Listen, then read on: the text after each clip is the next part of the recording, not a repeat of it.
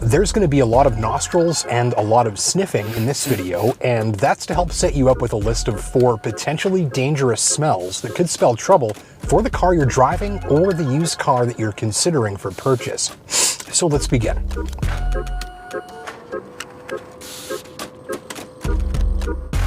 So our first smell is sort of like hot vomit, a smelly gym bag, stinky shoes, or moldy towels. Bit of a range here, but the idea is that if you've cleaned your car and emptied your car of anything that might smell and you still have this musty and kind of gross odor, well, that's highly associated with a water leak problem.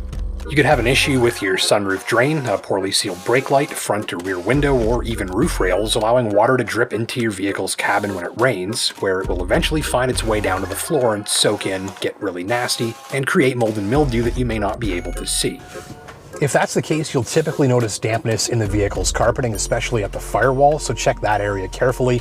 Also the spare tire well, check that out carefully too for signs of standing water or mold. Damp carpeting can also be caused by a problem with your vehicle's air conditioner, leading to a similar result.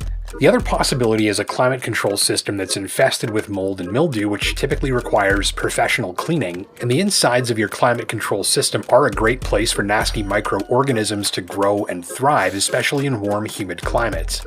So to keep the inside of your climate control system dry and therefore less attractive to mold and mildew, some drivers will run the fan for a few minutes after a long drive on a muggy day, and some automakers even have software updates to optimize the climate control system for a similar drying effect to help reduce mold and mildew buildup. So be on the lookout. Some water leaks have simple solutions, like cleaning out the sunroof drain inlets, and others can require costly and frustrating repairs and thousands in parts.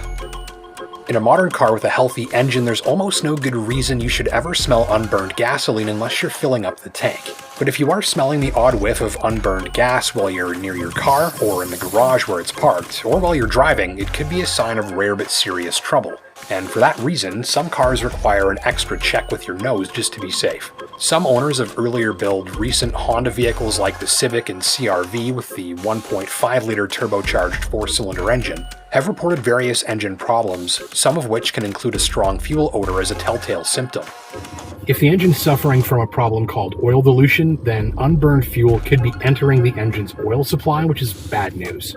And a side effect of this problem is a strong fuel odor that's generally stronger when you pop the hood and stronger still when you remove the oil dipstick. So when checking your oil, or the oil in the used car you're considering, remember that a strong gasoline odor from under the hood, especially when the dipstick is removed, is a good reason to have a professional investigate.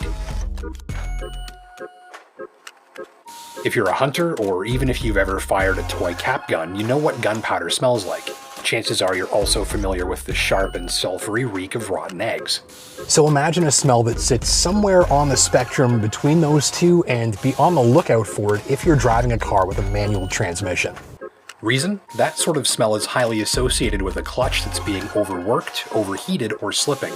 Almost nothing else in a car can create this specific smell, so if you detect it, it can be a strong indication of clutch problems that are happening now or are about to. It could also be a sign that you need a few more lessons on how to drive a manual transmission, by the way. So aside from the rotten, eggy cap gun smell of a badly beaten clutch, other warning signs include unwanted scraping and grinding sounds as you release the clutch in neutral, rough or noisy engagement of the clutch while in gear, and a tendency for the clutch to slip when full throttle is applied in a low gear while driving up a steep hill. Clutch replacement can be expensive, so take this smell and other worn clutch symptoms seriously.